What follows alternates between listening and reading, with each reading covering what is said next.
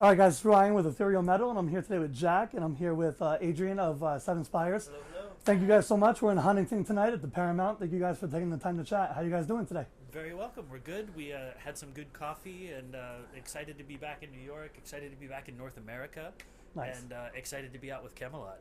Cool. Yeah. Ditto, except I just woke up, so I didn't have coffee yet. Got to get that coffee in there. We'll Get get some. there. Fast, she can talk slow. Nice, nice. I know last night was your first night with Camelot. Of course, it's always first night, like tech stuff and stuff that happens. But overall, how was the reception? How was it to be back out there again? It was fantastic. It was really warm welcome from the Camelot fans, and it seemed like we asked on stage, like, have any of you seen us before? And a huge chunk of the room hadn't. Cool. But we wouldn't have known it. Like, everybody was really engaged, really having a great time. And if nothing else, it was awesome for me to see Ad Infinitum and for the first time, and then see Camelot. I've seen him a couple times. It's been a few, right? Always Yeah. a treat, Cool, cool. That's yeah, awesome. I mean, this has been one of my favorite bands since I was probably like 16 or 17. So, and one of the biggest influences on my personal approach to songwriting, I would say, and vocals to some degree. That's awesome. So it's Cool. like for me, it's a perfect bill. Yeah, no, absolutely. They were actually, like, you introduced me to them when we met, like, very early on, like right? 11 years ago. Like, Oh, right wow, when that's cool. Silverthorn came out, I think. Yep. Was Yep, my, of course. My first Camelot album. Yeah, all right, cool. Yeah. That's a good spot to start at, though. Yeah. That's cool, cool. So I wanted to ask, with being on Camelot tour only for the first 4 shows, how did it all come together? Like what started the whole idea that you guys were going to play with them for the first 4 shows and everything?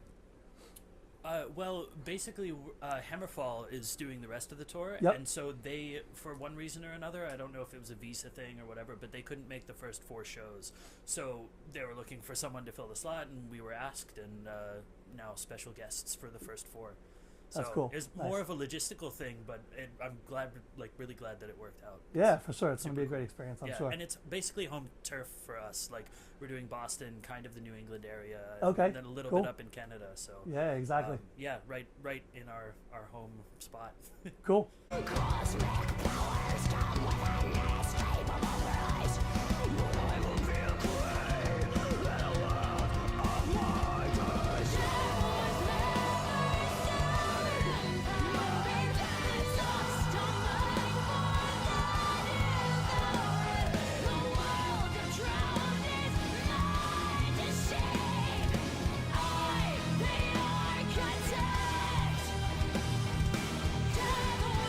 About the new album coming up soon, June 21st, right, on Frontiers. And I wanted to ask, how's the reception been for the 2 new songs so far that have been out? Well, good, I think. There's been some interesting... I've seen some people talking about Almost Town, for example. They're like, wow, this is such a new direction for Sevenspires. It's so different. And I remember when we were writing this song, it was like, we were so excited. It's like the type of song that just writes itself in an evening, right? And we were like, man, this is like all the things that we first loved when we met and we were writing music together, and we loved like Imaginarium era Nightwish, old school Oh, era of course. Nightwish. Yep. Like that era of Camelot, and I feel like that this leans so far into our roots. So when people are like, "Oh, it's so different," I was like, "What the fuck are you talking about?" What I realized is because Sasha Payet was mixing all of our previous albums, and now Jack has mixed this one. I feel like maybe it's the difference in like the sonic difference, like the production Yeah, that people for are sure. hearing, and it just happens to be like something from the poppier side of our discography, I guess. What do you think? Yeah, maybe that could be it. Or I also remember, I read the YouTube comments because I hate myself. And another one I remember is like that one came out, and it was like I heard they're leaning more into clean vocals and not going to do any of the scream extreme stuff anymore. And I was like, clearly you didn't get the pattern of the last, like, we're always throwing like really light one, really heavy one, something in the middle, all over the place. Like, we cover a lot of ground, right. So so somebody wasn't paying too much attention. Clearly. I think maybe also what it is just that we cover a lot of ground, and everything is kind of maybe more different than some other people who like really have a sound that they stick to in an awesome way, and we have a lot of sounds that we stick to. Cool.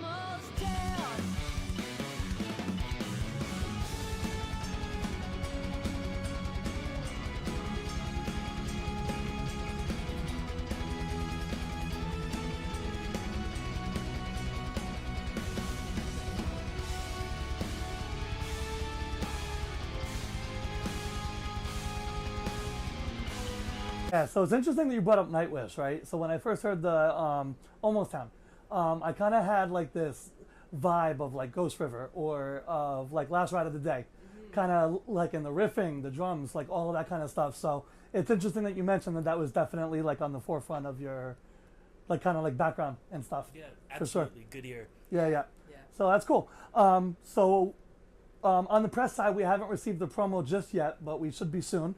And so I wanted to ask, what can you tell us that we can expect that might be a little bit different versus like, you know, from the album, like what might be like something that's going to stick out to the fans more than the last release, Gods of Debauchery? I mean, with the question, That's a tough question. what can they expect? I was gonna say pain, but then he was like, "What can they expect? That's different. That's not different. That's not yeah. different." That's not, yeah. Do you want to try first? Maybe, I guess so. I think I feel like I'm talking a lot. But what I've said a few times before, and what I think about this album as opposed to previous ones is the previous albums have very much had a storyline that kind of goes through in a relatively linear way, with characters that do things and go to places, and this one's a little different in that it's more focused on like a deeper emotional side, and I sort of joke that if the previous albums take you on an emotional journey that we want you to go on, this one forces you to go in and do your own emotional journey, and Yeah. so good luck, everyone. Yeah. So, yeah, cool. Maybe so- that's a little what's different is the lack of linear narrative. What do you think? I think that's absolutely true. And if I had to add something, because you answered, now I have to answer.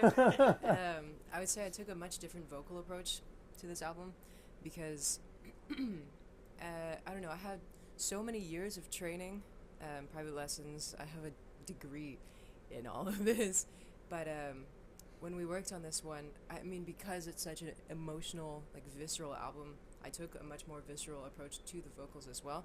So it's less technique led and more just whatever comes out, if that makes sense.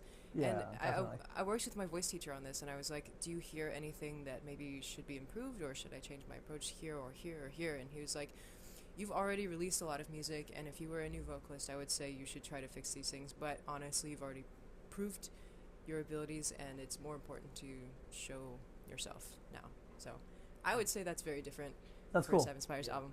Speaking Yeah, of yeah. your voice teacher, also we have like we like to bring on friends and sort of musical family members as guests, and so we have some really good guests on this album as well. And, Yeah. David Akason is one of them. And, Right, right. He does Yep. a lot of choir vocals, and he brought his daughter in as well this time to do some stuff. And Oh, it's that's cool. just, Nice. great moments. Very touching. Can I drop other ones, or I don't know, maybe. Is it in the title featuring blah blah blah? I don't think so. I don't think so either. but Maybe we can talk maybe- about the maybe we person can- without naming them. Ah, Oh, you darn. wanna Okay, talk- maybe we can drop them, and then people can be excited for it. Okay. Yeah. So we have Ty from Lords of the Trident doing Yeah. some operatic vocals Oh, for cool. us, Nice. along basically almost a duet with Kristen Starkey Okay. of Temperance. Yeah, Twilight Temperance, Force. and yep. And for another one at least, we also have Ale from Twilight Force. Ah, and, nice. Formerly Luca Turilli's Rhapsody and Trick or Treat as well. Just absolutely amazing Italian vocalist if you haven't heard of him, and it's a beautiful duet with you guys. So that's something to look forward to. Nice. All right, cool. That's going to be great. So, lastly, I don't want to keep you long. I know you guys are busy. When can you expect that we might find out about any sort of headlining tour that you might put out with the new album? Well, at least after we would hear about it. It's something that we hear from a lot of people at shows, like, when are you coming back headlining? When are you coming back headlining? And it really depends on the area and stuff, because if we just decide we want to go out on a headlining tour for our own egos and people don't show up, it's really stupid, so it's not only safer, but it's more enjoyable for us to be doing support tours right now. Sure. If you want to see us on a headlining tour, share our music with your friends, bring people to shows, that kind of thing. And if we know confidently that we'll get a good crowd, we'll absolutely make it happen. But right now, it's not having toured too much, especially in Europe or anything like that. It's a numbers game for us, and we want to be logical about it. We want to do it in a way that won't be disappointing to you guys or to us. So cool. It's really a money thing. And of course. We're not Of in course. it for the money, obviously, otherwise we wouldn't be playing heavy metal. But if we can't make money doing it, then we have to fund it ourselves. It just has to make sense so that we can continue on a upward and forward trajectory, which we would love to do, especially because if we can make money, we can put on a better show with cooler production and better conditions for us, because then that means we can sleep better, which means we can sing better or play better. So yeah, and it's not even just about us. There are 4 of us in the band, but there's so much. There's crew, there's venue staff, there's all of these people logisticals that go into something like this tour, and they all need to make a living. They all need to be able to go home, support their families, stay healthy, everything. So it really is about making sure that conditions are sustainable for everybody involved, and not just making sure we have the best feather pillow in the world. I mean, I like having a nice feather pillow. Well, yeah, but then we want everyone to have a good Who wouldn't want pillow. that, right? Yeah, it's at some points it's even more. We want to make sure that our crew are taken care of, and that venue staff want to have us back and everything, more so than we need to be comfortable. That's some cool. points. Yeah, that's great. All right, well, thank you again both so much for taking the time to chat tonight. Again, Sevenspires is going to be releasing the new album June 21st, Frontier Records. Thank you both again so much for your time tonight. I really appreciate it. Thank you as well. Thank you. Thanks for having us.